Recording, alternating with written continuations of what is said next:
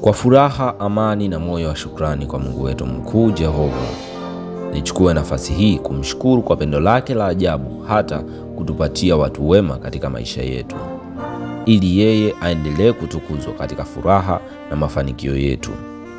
Wengine wanamfahamu kama mchungaji, wengine wanamfahamu kama rafiki, wengine wanamfahamu kama kaka, na wengine tukimfahamu kama baba yetu, bila kusahau amfahamuye kama mume wake.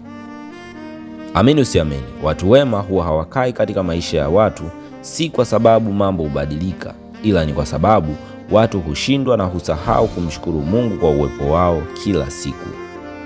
Pastor Xavier Lucian Nduye, tungeweza jina lako tungeliandika kwenye viganja vya mikono yetu, kwani mahala tulipokosea ulisimama kama rekebisho letu, tulipoanguka ulituinua, tulipokosea ukatuonya, tulipofanikiwa ukatupongeza.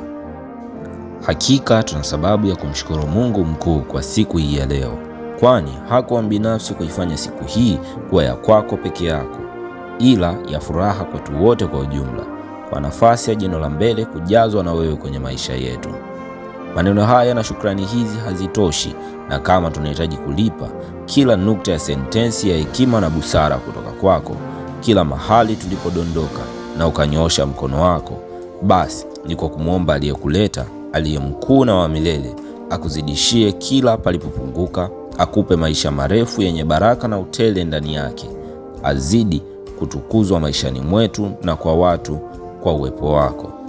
We love you dad, we love you brother, we love you pastor.